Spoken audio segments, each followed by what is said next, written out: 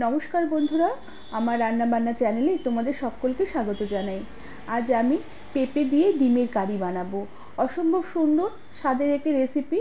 যাদের আলু খাওয়া বারণ অথবা আলু খেতে পছন্দ করেন না, তারা এইভাবে পেঁপে দিয়ে ডিমের এই কারিটি সহজে বানিয়ে ফেলতে পারবে। রেসিপিটি বানানো একদমই সোজা, কিন্তু খেতে অসম্ভব স্বাদের হয়। রেসিপিটি তোমাদের সম্পূর্ণ দেখার অনুরোধ রইল, আর ভালো লাগলে একটি লাইক, শেয়ার আর সাবস্ক্রাইব করে দেবার অনুরোধ রইল। তার সাথে যারা আমার ফেসবুক পেজ থেকে দেখছো, তাদের পেজটিকে ফলো করে দিয়ে ভিডিওটি লাইক, শেয়ার করে দেবার অনুরোধ রইল। প্রথমে আমি পেঁপে একটু গরম জলে ভাপিয়ে নেব। এর জন্য পেঁপে আমি বেশ মোটা করে খোসা ছাড়িয়ে ডুমো ডুমো করে কেটে নিয়েছি। আর পেঁপের যে ভেতরের যে মাঝখানের যে একটুখানি দানাদার মতন থাকে, সেটাকে বেশ ভালো করে চামচ দিয়ে চেঁচে নিতে হবে। আর এতে পেঁপের যে তেতো ভাবটা অনেকটা কেটে যাবে। আর কড়া ঢাকা দিয়ে আমি কিছুক্ষণ পেঁপেটাকে একটু ভাপিয়ে নেব। ততক্ষণে আমি এই পেঁপের কারির জন্য একটু মশলা বানিয়ে নেব। এর জন্য মিক্সার গ্রাইন্ডারের বাটিতে আমি অল্প করে সামান্য পেঁয়াজ নিয়েছি, আর তার সাথে অল্প করে সামান্য আদা নিয়েছি, তার সাথে 2 কোয়া মতো রসুন নিয়েছি। সমস্ত মশলাই খুবই কম কম নিতে হবে, কেননা পেঁপের তরকারিতে খুব একটা বেশি মশলা দিলে ভালো লাগে না। আর তার সাথে ঝালের জন্য 2টো কাঁচা লঙ্কা নিয়েছি, আর অল্প করে একটু টমেটো নিয়েছি। সমস্ত মশলাগুলোকে অল্প জল দিয়ে বেশ ভালো করে মসৃণ করে পেস্ট করে নেব। আর এদিকে পেঁপেও বেশ কিছুক্ষণ ভাপানো হয়ে গেছে। এবার পেঁপের কড়াটাকে নামিয়ে নেব। আর এইভাবে কিছুক্ষণ পেঁপে একটু ভাপিয়ে নিলে রান্নার আগে পেঁপে যে রান্না করব, রান্নার পর সেই গন্ধটা থাকবে না।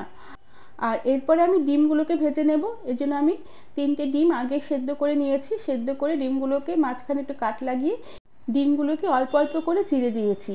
এবার নুন আর হলুদ গুঁড়ো অল্প সামান্য একটু দিয়ে ডিমের গায়ে মাখিয়ে ডিমগুলোকে ভেজে নেব। আর ডিম ভাজার আগে ডিমের গায়ে একটু অল্প করে একটু কাট লাগিয়ে নিতে হবে, নাহলে ডিম যখন ভাজা হবে ডিম ফুটে গায়ের দিকে তেড়ে আসতে পারে, এতে অ্যাক্সিডেন্ট হওয়ার ভয় থাকবে। আর কড়ার তেল হালকা গরম হয়ে উঠলে নুন হলুদ মাখানো ডিমগুলোকে এবার তেলে ছেড়ে দিলাম। এবার ডিমগুলোকে তেলের মধ্যে হালকা নেড়ে চেড়ে একটু হালকা হালকা লাল লাল করে আমি ভেজে নেব। ডিম বেশ হালকা হালকা লাল লাল হয়ে আসলে আমি এবার সমস্ত ভাজা ডিমগুলোকে কড়া থেকে উঠিয়ে রেখে দিলাম।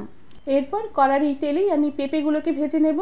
পেঁপেগুলোকে বেশ ভালো করে জল ছেঁকে নিয়েছি, আর জল ছেঁকে নেওয়া পেঁপেগুলোকে এবার আমি এই তেলে দিয়ে দিলাম। এবার এই পেঁপের টুকরোগুলোকে তেলের মধ্যে কিছুক্ষণ নেড়ে চেড়ে নেব, হালকা করে ভেজে নেব। তবে পেঁপে ভাজতে খুব একটা সময় লাগে না। তেলের মধ্যে পেঁপেগুলোকে কিছুক্ষণ নেড়ে চেড়ে নেবার পরে পেঁপে রং ধরতে শুরু করবে। তবে খেয়াল রাখতে হবে বেশি যেন কালো না হয়ে যায় বা বেশি যেন লালচে না হয়ে যায়, তাহলে পেঁপে খেতে অতটা ভালো লাগবে না। পেঁপেগুলো কিছুক্ষণ তেলের মধ্যে একটু নাড়াচাড়া করে নিয়ে সমস্ত পেঁপেগুলোকেই তেল থেকে আমি কড়া থেকে উঠিয়ে রেখে দিলাম।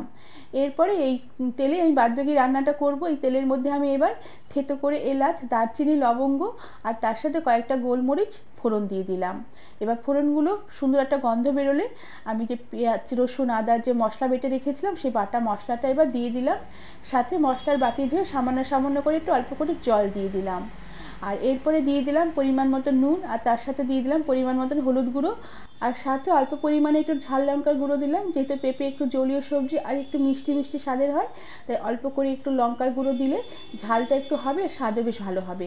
এবার সমস্ত মশলাগুলোকে বেশ ভালো করে নেড়ে চেড়ে কষিয়ে নেব, যতক্ষণ না মশলার জল শুকিয়ে গিয়ে মশলা থেকে বেশ ভালোভাবে তেল সেপারেট হয়ে আসে। মশলাগুলো থেকে জল শুকিয়ে গিয়ে মশলা থেকে তেল ছেড়ে এলে আর মশলাটি একটু ভালো করে ভাজা ভাজা হয়ে কষানো হয়ে এলে এবার আমি ভেজে রাখা পেঁপে আর আলু আর ডিমগুলোকে এবার আমি এই কড়াতে দিয়ে দিলাম। এবার ভাজা আর ডিম আর আলুগুলোকে পেঁপের সাথে বেশ ভালো করে নেড়ে চেড়ে নেব, আবারও কিছুক্ষণ কষিয়ে নেব। কিছুক্ষণ এভাবে নেড়ে চেড়ে নেবার পরে যে পাত্রের মধ্যে আমি ভাজা ডিম আর ভাজা পেঁপে তুলে রেখেছিলাম, সেই পাত্রটা ধুয়ে সামান্য পরিমাণে একটু জল দিয়ে দিলাম। জল দিয়ে বেশ ভালো করে নেড়ে চেড়ে নেব। এরপর আমি গ্যাসের আঁচটা একটু কমিয়ে দিয়ে ঢাকা দিয়ে রেখে কিছুক্ষণ লো আঁচে আমি সমস্ত কিছু রান্না হতে দেবো। এতে আলু পেঁপের মধ্যে মশলাগুলোর ফ্লেভারগুলো ঢুকে যাবে, আর পেঁপেটা একটু মজে আসবে, ডিমটাও খানিকটা একটু মজে আসবে। কিছুক্ষণ এভাবে ঢাকা দিয়ে রান্না করে নেবার পরে ঢাকনা খুলে দিলাম। এবার বেশ ভালো করে সমস্ত মশলা সাথে পেঁপে আলু বেশ ভালো করে নেড়েচেড়ে এবার কষিয়ে নেব, আর বেশ ভালো করে একটু ভাজা ভাজা করে নেব। এভাবে একটু সময় নিয়ে সমস্ত মশলা কষালে পেঁপের মধ্যে যেমন মশলার ফ্লেভার ঢুকবে আর ডিমের মধ্যে মশলার ফ্লেভার ঢুকবে, নুন হলুদ বেশ ভালো করে ঢুকবে, আর রেসিপিটি খেতেও বেশ ভালো লাগবে। এবার বেশ ভালো করে কষানো হয়ে গেছে। এবার আমি দিয়ে দেবো ঝোলের জন্য পরিমাণ মতন জল। এখানে আমি গরম জলই ব্যবহার করেছি, ফুটন্ত গরম জল দিয়ে বেশ ভালো করে এবার নেড়ে চেড়ে নেব। এরপরে আমি গ্যাসের আঁচ কমিয়ে দিয়ে ঢাকা দিয়ে রেখে লো আঁচে কিছুক্ষণ রান্না হতে দেবো, যতক্ষণ না পেঁপেগুলো বেশ ভালো করে সেদ্ধ হয়ে আসে আর ঝোলটা একটু ঘন হয়ে আসে। কিছুক্ষণ ঢাকা দিয়ে রান্না করে নিয়েছি, দেখো ঝোলও বেশ ঘন হয়ে এসেছে, পেঁপেগুলো খুব সুন্দর সেদ্ধ হয়ে গেছে আর ডিমের মধ্যে বেশ ঝোল বেশ ভালোভাবে ঢুকে গেছে। এবার নুনের পরিমাণটা চেক করে নেব। আর আমি আর ঝোলটাকে শুকোবো না, এবার উপর থেকে একটু শাহি গরম মশলার গুঁড়ো আমি ছড়িয়ে দেবো। আর অল্প করে একটু শাহি গরম মশলা উপর থেকে ছড়িয়ে দিয়ে বেশ ভালো করে নেড়ে চেড়ে নেব। এরপরে আমি গ্যাসের আঁচ একদম বন্ধ করে দেবো, ঢাকা দিয়ে রেখে কিছুক্ষণ স্ট্যান্ডিং টাইমে রেখে দেবার পরে এই পেঁপে দিয়ে ডিমের কারির রেসিপিটি সার্ভ করে দেবো। বন্ধুরা, এভাবে তোমরা পেঁপে দিয়ে ডিমের এই কারি সহজেই বানিয়ে নিতে পারবে। খেতে দুর্দান্ত স্বাদের হয়, রুটি, পরোটা বা গরম ভাত সব কিছুর সাথে খেতে অমৃত লাগবে। রেসিপিটি তোমাদের কেমন লাগলো আমাকে তোমরা কমেন্ট করে জানাবে। আর ভালো লাগলে একটি লাইক, শেয়ার আর সাবস্ক্রাইব করে দেবার অনুরোধ রইল। তার সাথে পাশে থাকা বেল আইকনটি প্রেস করে দেবে, যাতে আমার সব নতুন ভিডিও নোটিফিকেশন সবার আগে তোমাদের কাছে পৌঁছে যাবে। আজ তাহলে আসি, পরে আবার একটি অন্য কোনো রেসিপি নিয়ে দেখা হবে। ধন্যবাদ বন্ধুরা।